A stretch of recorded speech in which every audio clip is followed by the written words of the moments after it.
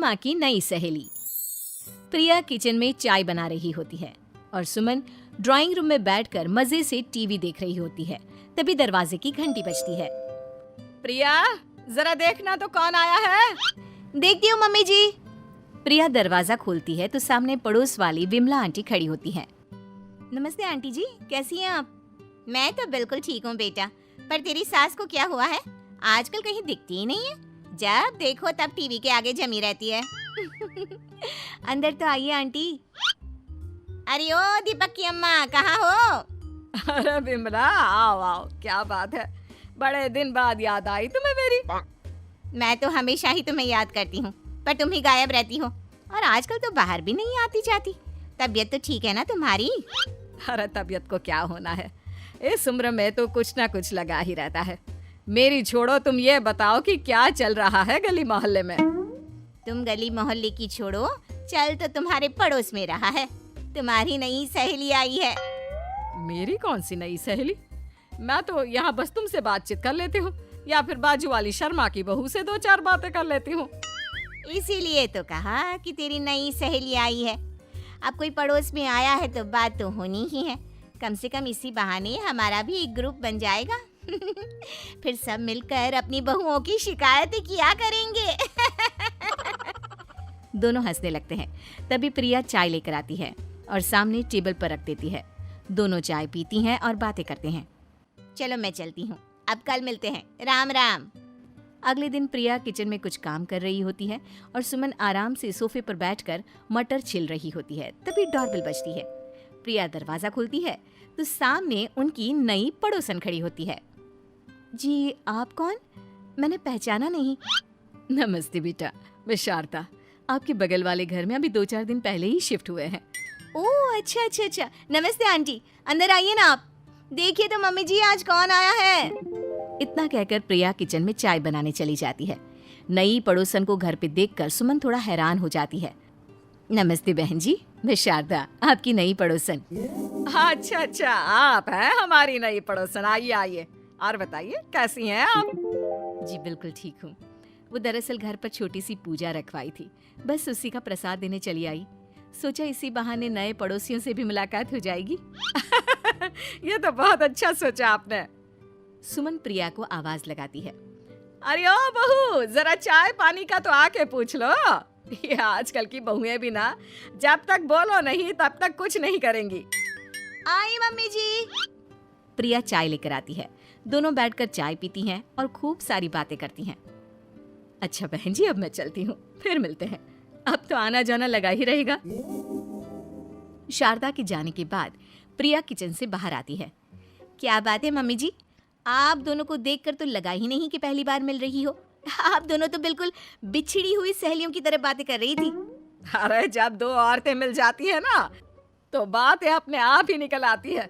अब तू अपने काम पर ध्यान दे, बातों पे नहीं। ऐसे ही कुछ दिन बीत जाते हैं। अब सुमन और शारदा अच्छी सहेलियां बन गई होती हैं। दोनों एक साथ मंदिर जाती, मार्केट जाती और कभी कभी तो विमला भी इनके साथ मिलकर खूब हंसी ठिठोली करती। एक शाम तीनों बैठकर सुमन के घर पर चाय पी रही होती हैं कि तभी बहुत तेज बारिश शुरू हो जाती है। सुमन जोर से प्रिया को आवाज लगाती है। प्रिया, ओ प्रिया, देख कितनी तेज बारिश हो रही है। जाके छत से सारे कपड़े ले आ, नहीं तो सब भीग जाएंगे। सुमन 2 बार आवाज लगाती है लेकिन प्रिया का कोई जवाब नहीं आता। शायद प्रिया कुछ काम कर रही है, इसलिए कुछ जवाब नहीं दे रही। अरे काहे का काम, आराम फरमा रही होगी महारानी। तभी प्रिया बीमार हालत में अपने कमरे से बाहर निकलती है। हाँ मम्मी जी, क्या हुआ? मेरी तबीयत थोड़ी ठीक नहीं है ना, इसलिए आग लग गई। अरे सारे कपड़े भीग गए और तुझे सोने से फुर्सत नहीं है। सबके सामने सुमन के मुंह से ऐसी बातें सुनकर प्रिया उदास हो जाती है और छत से कपड़े उतारने चली जाती है। सुमन, ये क्या बात हुई? प्रिया ने बताया ना कि उसकी तबीयत ठीक नहीं, इसलिए उसकी आंख लग गई। तुम भी ना खामखा उसे सबके सामने सुना दिया। अरे आप नहीं जानती शारदा जी, कुछ बहुएं ना बहुत आलसी होती है, घर का एक काम नहीं करना चाहती। ऐसा नहीं है सुमन, तुम्हारी बहू तो बहुत प्यारी है, तुम्हारी सारी बात भी तो मानती है। हाँ सुमन, तुम प्रिया के बारे में ऐसा क्यों सोचती हो? मेरी भी 2 बहुएं हैं, लेकिन मैं उन्हें अपनी बेटियों की तरह रखती हूँ। आखिर वो भी तो किसी की बेटियां ही है ना। और अगर तुम ऐसा ही व्यवहार करोगी तो एक दिन प्रिया भी तुम्हारे साथ ऐसा ही बर्ताव करेगी। शारदा और विमला की बातें सुनकर सुमन की तो बोलती बंद हो जाती है। वहीं प्रिया भी बाहर से सारी बातें सुन रही होती है। अरे मैं कोई उसकी दुश्मन थोड़ी ना हूँ, मैं भी उसकी माँ हूँ, लेकिन कभी कभी सास बनना पड़ता है, नहीं तो बहुएं हाथ से निकल जाती है। देखो सुमन, ये सब सोच का फर्क है। अगर तुम ये सोचोगी तो कभी प्रिया को अपनी बेटी नहीं बना पाओगी। इतना कहकर शारदा और विमला वहां से चली जाती हैं और सुमन अकेले बैठकर उनकी बातें सोचने लगती है। अगले दिन प्रिया और दीपक अपने कमरे में बैठकर बात कर रहे होते हैं और सुमन उनके कमरे के बाहर कुछ काम कर रही होती है और उन दोनों की बातें सुन लेती है। दीपक, तुम्हें पता है हमारे पड़ोस में जो शारदा आंटी है ना, बहुत अच्छी हैं। अच्छा, ऐसा क्या हो गया जो तुम्हें वो इतनी अच्छी लगने लग गई? कुछ खास नहीं, बस कल जब मम्मी जी मुझे सबके सामने सुना रही थी तो शारदा आंटी ने मेरा साथ दिया। मैं तो सच में हैरान ही रह गई थी जब उन्होंने मम्मी जी को मुझसे ऐसा बर्ताव करने के लिए मना किया। अच्छा, फिर क्या हुआ?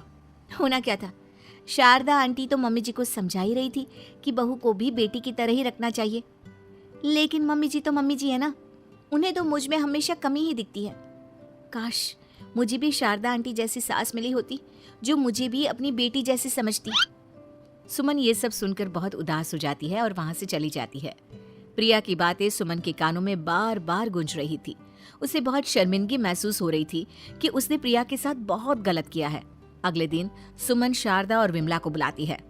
क्या बात है सुमन, आज तूने ऐसे अचानक क्यों बुलाया? सब ठीक तो है ना? हाँ हाँ, सब ठीक है, तुम दोनों बैठो तो सही। तब तक दीपक और उसके पापा भी आ जाते हैं। प्रिया, तुम भी आ जाओ। क्या हुआ मम्मी जी, आपने बुलाया? हाँ प्रिया बेटा, मैं आज सबके सामने तुमसे माफी मांगना चाहती हूँ।